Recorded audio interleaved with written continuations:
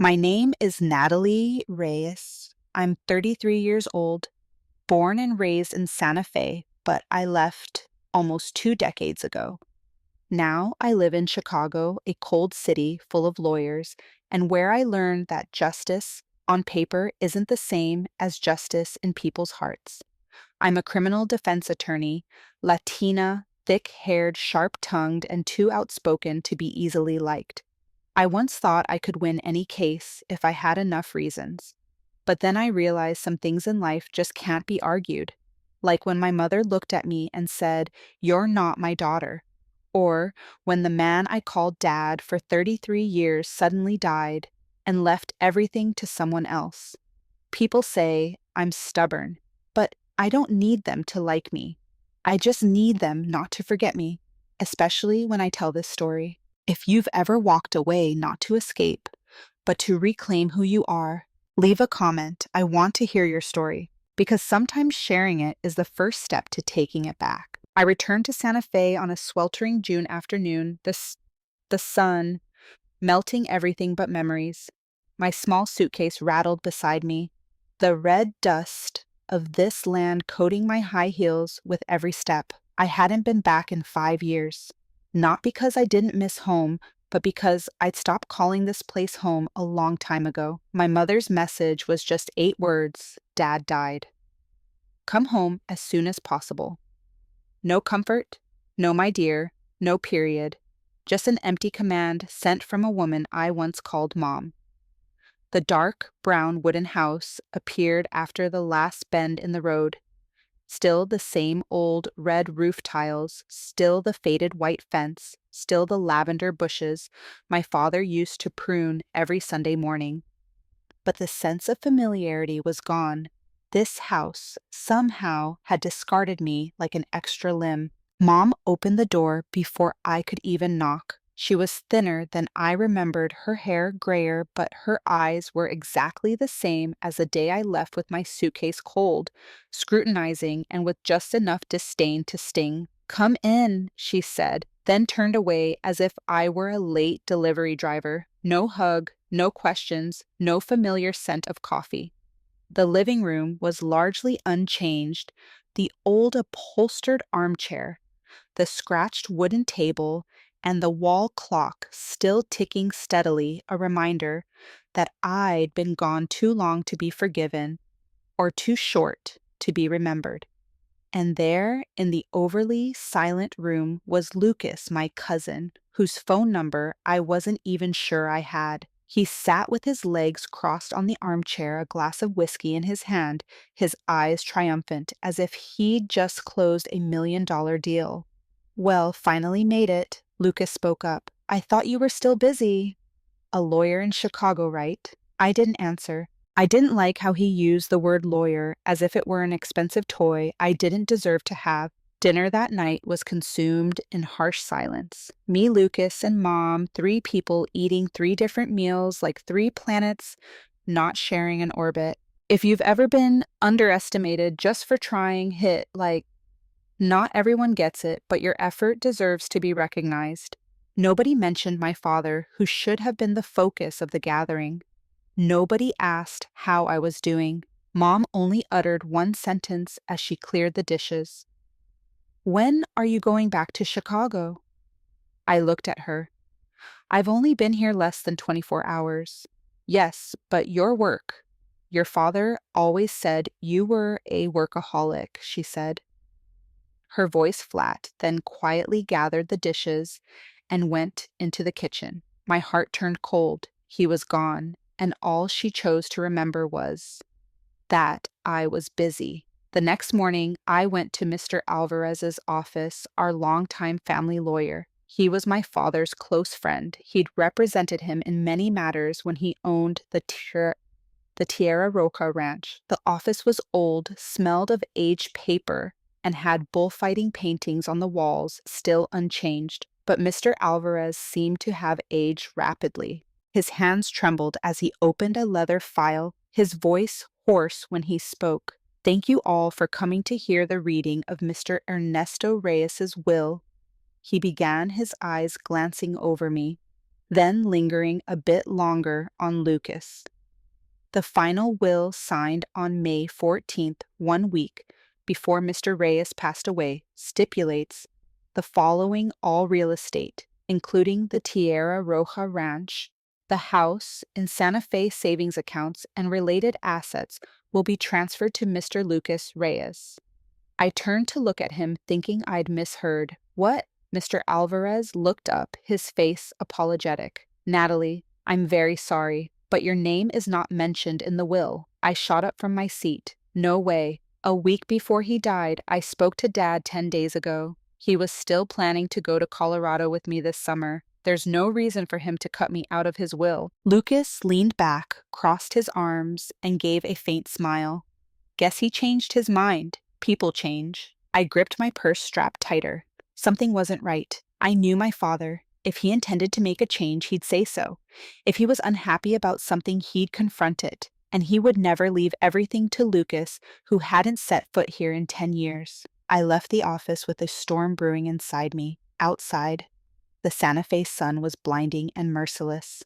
I got into my car, closed the door, and rested my head on the steering wheel. I came here to bury my father, but what awaited me wasn't just a funeral. It was a silent declaration of war, and I knew I wouldn't let it pass like a summer breeze.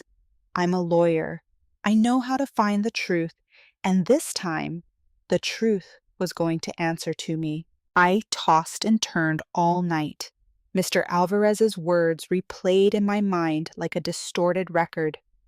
Your name isn't in the will. May 14th, Lucas Reyes. Nothing fit. Not a single detail aligned with the father I knew. The next morning, I drove alone to the Tierra Roja Ranch. It used to be my father's pride and joy, where he raised cattle, grew lavender, and took me for walks on autumn mornings. The gate was still open. Lucas's car was already parked in the lot. I got out, walked straight to the backyard to the garden my father used to tend. Everything here was still the same, except for the person. What are you doing here? Lucas stood on the porch, holding a coffee cup, wearing a silk shirt. This ranch is mine now. I just wanted to walk around, I replied, trying to stay calm. Dad used to let me go anywhere here. Guess now I need your permission. Lucas smirked. You know the law. The will has been read. I haven't done anything wrong. You were here a week before my dad died, after almost 10 years of not bothering to check in. Quite a coincidence. I came because he invited me, he said, shrugging. Maybe he wanted to atone for his mistakes with me. No one owes you an explanation, Natalie. Something in his eyes sent a chill down my spine, as if he knew something I didn't. I turned away, walking towards the old cattle barn, the smell of dry hay dust and something nostalgic. I saw Ruby, the old neighborhood girl, now a 19-year-old woman. She was pumping water at the small well beside the house. I remembered she used to take art classes that my dad organized on weekends. Natalie, she chirped when she saw me. You're really back, I nodded, a surprising wave of emotion rising. My dad passed away. I know. I'm so sad. He was the only one here who didn't look down on me for being poor. We sat down on the stone steps. Ruby looked at me hesitant. You don't know this, but a week before he died, I saw him and your mom arguing in the backyard. I couldn't hear clearly, but it sounded very serious. He yelled, "Don't touch it. It's not something you have control over." Then she slapped him. I froze. My mom slapped my dad. Ruby nodded. I got scared and ran away. Didn't dare tell anyone, but I think you should know. I thanked Ruby and quickly headed back to the house. A flurry of questions raced through my mind. Why were my mom and dad arguing before he died? What was it? And why was there such a strange correlation between Lucas's visit and the re-signing of the will that evening? I searched my father's old study. Mom had locked it, but I'd known where the key was hidden since I was a child behind the horse painting near the stairs. The lock clicked dryly as I opened the door.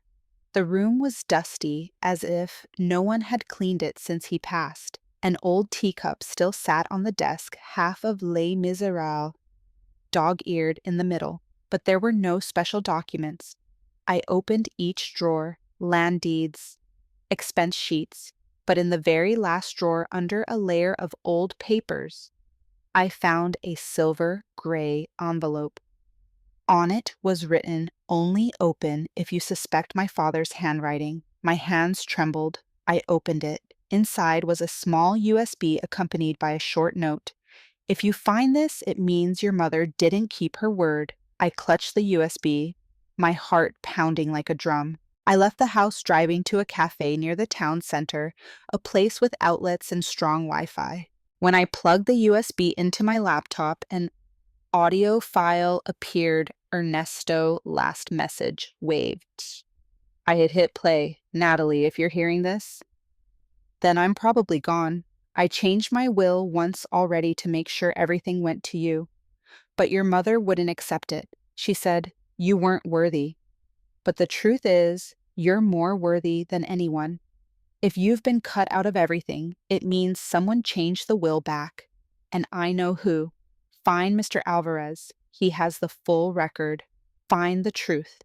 But most important of all, don't lose yourself." Tears streamed down my face. I didn't know which part hurt more, my father's death, or the fact that he'd foreseen the closest person to me would betray me and still tried to warn me. I called Mr. Alvarez immediately. At first, he refused to see me. "I can't help you, Natalie. I just followed the law. I have a recording from my father," I replied. "And I believe you still have the old draft." Silence. Then he sighed. "Come see me." "But come alone."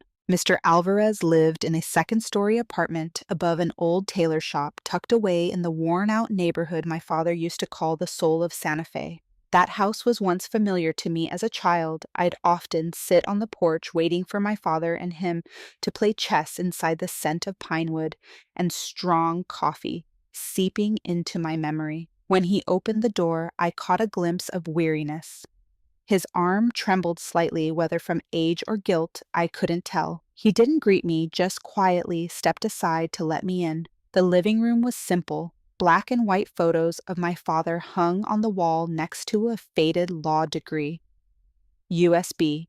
He extended his hand, saying nothing more. I handed it over. As the audio file played in the quiet room, I watched his face. No expression, no resistance.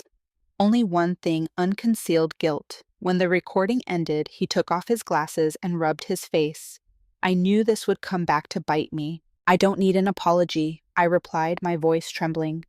"I need the truth." He stood up, went into the bedroom, and returned with a thick, heavy, cream-colored envelope, sealed and bearing handwritten text, "Confidential. Sober, Natalia Reyes." I opened it. Inside were the results of a DNA test between me and my father. I read each line slowly. The conclusion was clear: no biological father-daughter relationship. I was stunned. All outside sounds vanished. It was as if the air had been sucked out of the room. There are some truths that make you feel like you've lost everything, but sometimes that's when you truly find yourself. If you've experienced a similar shock, share your story. You're not alone. "Your father knew about this for a long time," Mr. Alvarez said softly. "He had the test done when you were in college, but he never told you because he believed love didn't require blood." I buried my face in my hands. 1,000 questions swirled inside me, not about the DNA, but about the past I thought I understood so well. "Why did my mother hide this?" I whispered. "She didn't just hide it. She used it as an ace to control things. Lucas is a blood relative. You in her eyes were a stain your father never would deny." I looked up, my eyes red. "What about the will?" "The original left everything to you," he replied. "But after the argument with your mother, he called me, wanting to re-sign it. The version he signed the second time had no changes, but she got hold of the original. Then 2 days later, he died. His heart stopped. No signs of struggle, but he was murdered, I whispered. I can't conclude that, but I think he suspected something. I leaned back in the chair, my head throbbing. Part of me wanted to jump up and call the police, sue the whole family, but another part, the part of the child once held in her father's arms, just wanted one thing: clarity, black and white. No revenge needed, just light. I don't need the assets back, I said, my voice calm. I just want the truth to be heard publicly. At the town hall, before everyone, Mr. Alvarez nodded. I'll give you the official transcript with dates and signatures. Do you need me to testify? I looked at him. You chose to stay silent once. This time, I'll speak, even if I'm alone. That night, I went back to my old room, the room my mother had kept untouched, like a reminder that I was never meant to step out of the role of illegitimate child. I opened my laptop and drafted an email. To the Santa Fe City Hall office, I, Natalie Reyes, respectfully request to speak at the traditional announcement of the Reyes family land scheduled for June 28th. Reason to disclose certain critical, overlooked information regarding the distribution of the inheritance. I possess legal evidence. Kindly confirm my right to speak. I hit send and then shut down my laptop. For the first time in years, I felt I didn't need anyone's permission to speak my mind. The next morning, I returned to the ranch, this time without asking Lucas. I went straight to the old cattle barn, then to the backyard where Ruby said she'd seen my mother and father arguing. I closed my eyes. I listened again to the wind, smelled the earth, heard his laughter. Then I spoke as if to my own shadow. Dad, I'm sorry I let others define me. I am your daughter. It doesn't need blood, only love. I backed up the USB, placed it in a small wooden box my father used to keep mementos, then closed it. A private ritual. An end before a beginning. On the way back, I stopped at the gas station near the high school. While pumping, a voice called out Natalie. I turned. Max, an old classmate, my first colleague in Chicago. He held a coffee cup, his eyes full of surprise. You're still the same, he smiled faintly. Different now, I said. I live slower and listen to myself more. We sat on a nearby bench. He asked what I was doing in Santa Fe. I told him briefly, no holding back. Max showed no pity. He just listened silently. What will you do? He asked when I paused. I'll tell the whole truth, publicly. No lawsuits, no taking back the inheritance. I just need the truth to be spoken. Max nodded. If you need a witness, I'm ready. If you need a friend, I'm here too. I smiled. Thanks. But this time, I want to stand alone, no longer relying on anyone, and owing no one anything. He placed a hand on my shoulder. Then I'll just stand behind you, watch, and cheer you on. A June 28th Santa Fe was scorching. The sky was cloudless, the ground cracked underfoot. The desert heat didn't just burn skin. It felt as though it was melting away the pasis and the truth that had been suppressed. I arrived at City Hall very early, clutching the USB I'd listened to so many times. I knew it by heart. My emotions were a tangled mess, but fear was no longer among them. All my anxiety had transformed into a singular purpose: liberation. The plaza was more crowded than usual. Locals dressed in traditional attire and straw hats gathered around the ceremonial grounds. The press was there, too likely, due to rumors of a revised will spreading. The anonymous messages I'd sent from a burner email account had clearly worked. I wasn't afraid to bring this matter into the light because truth to live must be seen. My mother appeared precisely on time in a pale purple dress, lips red like an artichoke flower, gloved hands the picture of the quintessential lady everyone assumed was the family's pillar. Lucas walked beside her in an expensive gray suit and Prada sunglasses with the gait of someone who had just won a dirty game of chess. They walked past me as if I were a shrub, no eye contact, no greeting. I watched them go, not with anger. I had once hoped for an apology, a look of remorse. Not anymore. I needed nothing from them now. The ceremony began with traditional rituals, speeches from City Hall representatives, the renaming ceremony of the land based on the heir's name, a spiritual, not legal ritual, but extremely important to the community. To be named here meant to be accepted, recognized, and to have one's memory tied to this place. Lucas was invited to speak. He spoke as if delivering a keynote at an investor conference. I am deeply honored to continue the legacy of my grandfather and my uncle, Lucas said, despite not having called Ernesto anything but his name for years. I promise to uphold tradition, protect resources, and develop the ranch into a place that connects the community. A polite, not overly enthusiastic round of applause followed. I tightened my fingers around the USB in my pocket. It was time. The coordinator, a secretary named Marisol, picked up the microphone. We would like to invite Ms. Natalie Reyes, daughter of the late Mr. Ernesto Reyes, to speak, as per her personal request. Ms. Reyes has also indicated she brings evidence that needs to be made public. My mother turned to look at me, her lips pressed tightly together. Lucas frowned, clearly not expecting me to actually show up. I stepped forward. Each step was heavy, not from fear, but because I knew after today nothing would ever be the same. I stood under the sun, looking directly at the crowd, villagers, my father's former students, the high school principal, old classmates, even the printer repairman my father had once helped for free. They buzzed with murmurs, but they listened. I'm not here to fight over property, I began. My voice was just loud enough, steady.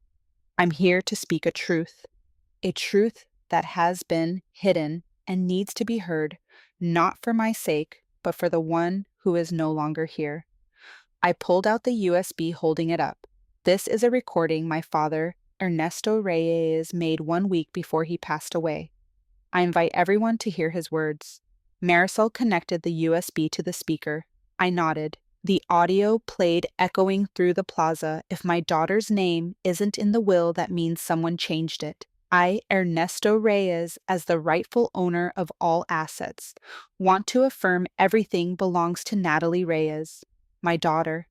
Even if we don't share blood, she is the one I love, raised, and trusted. Don't let anyone take away her voice, as they once took away my freedom. When the audio ended, silence fell, not a whisper, not a cough. I continued. My father knew he wouldn't live forever, but he also knew there were things worth living for and worth dying for to preserve. That is the truth. The will was changed, and I have the original along with legal evidence, fingerprints, and a lawyer's confirmation. I looked toward Mr. Alvarez. He gave a slight nod from a distance as if to confirm. But I didn't come to sue, I said. I came to tell a story about a father who raised a child not of his blood, but of his soul, and about how a father chose to love not out of obligation, but out of choice. I turned towards my mother. Her gaze was stone cold. I don't blame you for me not being your kin, but I cannot stay silent when you use that to erase me from my father's memory. My mother moved to step forward, but Marisol stopped her. It's not your turn yet. I turned to Lucas. You can keep the land. I won't take it. But if you continue to accept an inheritance based on a lie, then it's no longer land, it's a stain. The choice is yours. I paused, looking across the plaza. I don't need anyone to believe me. I just need someone to listen. And today I have been heard. I bowed my head. Silence enveloped the space. Then from somewhere one person clapped, then another. The applause swelled, not a dramatic ovation, but one of respect, empathy, and genuine sincerity. If this passage gave you goosebumps like it did me when I wrote it, share this video with someone who also needs to find their voice. Maybe you'll be the one to empower them to speak up. I turned and left the stage. My heart felt light. I felt like I could finally breathe for the first time in years. Behind me, I heard footsteps chasing. It was Ruby. You did it, she gasped. You really made everyone listen. I hugged her. You're the one who helped me see I wasn't alone. Ruby pulled out a piece of paper, a scholarship interview invitation from Denver. I got chosen for the second round. I just need a letter from someone inspiring. I knotted my throat tight. I'll write it, and if you need anything else, I'll fund it. Ruby whispered, I don't need money. I need you to believe in me, just like he believed in you. We stood in the shade of the tree, two people, one stepping into life, one having just broken free from the past. I turned my head one last time. My mother still stood there, her face pale, Lucas arguing with someone from the city hall office. I didn't need to hear to know they were blaming each other. I didn't need to stay. They were old news. That afternoon, I received a text from Max. You silenced a room full of old school lawyers at that conference today. Proud of you. When you're back in Chicago, I'm buying. I replied, not sure if I'm coming back, but I'm rewriting my life. Starting today. I left Santa Fe before dawn. The ground still held a faint dew like silver dust. The distant hills were silent, and the red dirt roads were still muddy from the night's rain. No honking, no goodbyes. I didn't tell anyone I was leaving, nor did I stop to say farewell to my mother or Lucas. I just drove through town, light as a breeze, leaving no trace. On the passenger seat was a small box containing the only three things I kept from this trip: an old photo of my father and me, the original will, and the leather-bound notebook I'd carried throughout college. I wouldn't need a lawyer. I wouldn't sue. I wouldn't reclaim the land. I was reclaiming something more important, my self-worth, independent of any signature. Before I left, I placed two envelopes, one for my mother on the breakfast table, where she still sat drinking tea and reading the paper every day, as if the world always operated according to her wishes. Inside the envelope was a photo of my father and me taken when I was 7 years old. On the back, I wrote, You can deny me, but he never did, and now I won't deny myself either. The second envelope was on Lucas's desk. Inside was the audio recording and a copy of the original will with a note. I'm not suing you, Lucas. But if one day you look at yourself in the mirror and feel shame, then that's justice enough. I didn't wait for a response, didn't need an answer, didn't want any more victories. I was no longer the 15-year-old girl my mother told, You're not my daughter. Now I was a grown woman, once rejected, but who had rewritten her own name into this life. I didn't go back to Chicago. Not immediately. I drove north to Taos, a quiet town my father took me to when I was 13. That time, he took me to an exhibition of stone sculptures by a local artist. I remember standing before a quartz statue asking, Why don't people use new pretty stones? Dad smiled, ruffling my hair. Because beauty doesn't need to be pristine. It needs to be honest. I rented a small cabin on a hill overlooking pine forests and a cool, mirror-like lake. No internet, no TV, no traffic noise.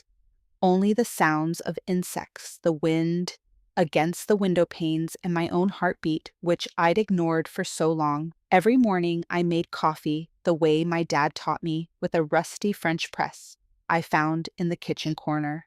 I sat on the wooden porch, sipping, writing, not writing lawsuits, not writing reports. I was writing for myself. I wrote about the memories I'd buried evenings. My mother scolded me for not calling her mom sweetly enough.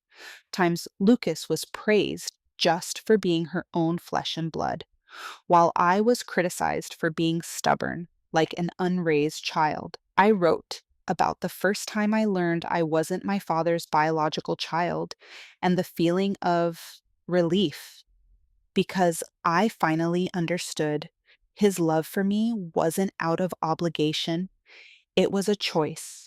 And that choice, it was stronger than blood. I wrote to forgive, not them, but myself, to forgive the child who once believed she wasn't valuable enough if she wasn't recognized. 3 days later, I received a letter from Ruby. I got chosen for the second round of the scholarship in Denver. I told them about the father who taught me kindness, even if he wasn't my own, and about the woman who dared to stand in front of a crowd and speak the truth without asking permission. I smiled, tears welling up. Ruby wasn't just a girl who needed my help. She was a piece of my lost childhood reborn, strong with a voice. I wrote her a recommendation letter without pretense, without embellishment. I simply wrote, Ruby is someone who sees the truth even when it hurts, and still chooses to stand by it. She deserves to be trusted because she trusted herself when no one else did. A week later, I received a call from a nonprofit organization in Albuquerque, which provides legal aid to abandoned children and teenagers in the foster care system. They still had my old CV from my time in Chicago. We were told about your speech, the director said. No one is more persuasive than someone who has been forgotten. I hadn't applied for the job, but I accepted the interview because for the first time in a very long time, I felt like I wanted to go back, not to climb the ladder of success, but to go in the right direction. During the interview, they asked me, "Why did you leave your old job?" I answered without hesitation. Because I once thought law was a tool to win. Now I understand law is something that helps us see who is being left behind. They didn't ask anything else. 3 days later, they sent the contract. I returned to Chicago in early September. Summer was fading, and the trees in Grant Park were already beginning to change color. I rented a small apartment on the 4th floor, nothing fancy, but it had a large window overlooking the river. I called Max. He appeared 10 minutes after my text, still holding a latte, still with the bright eyes of someone who always believed in justice, even if he didn't always win. We sat at an old pancake house. I told him about Taos, about Ruby's letter, about my new job at the nonprofit. You don't have to do this, Max said, his eyes softening. You could restart with a big firm, salvage your reputation. Reputation doesn't feed peace of mind, I replied. And the truth, even if no one praises it, is the only part of myself that will never betray me. Max chuckled. Sounds like a lawyer writing poetry. I winked, because now I don't need to be anyone but myself. That night, I stood by the window, looking down at the city, each car light, each storefront, each hurried face. I used to live among them, feeling like a shadow. But now I knew clearly no one can take away your inner voice unless you give it away yourself. I opened a cabinet and took out a new journal. On the first page, I wrote, I don't need anyone to prove my worth. I am the one writing my own life. And if I have to choose a legacy to continue, I will choose honesty, not assets. If Natalie's journey makes you feel like you also need to speak up, subscribe to the channel. Every story you hear today could be the first step for your own story tomorrow.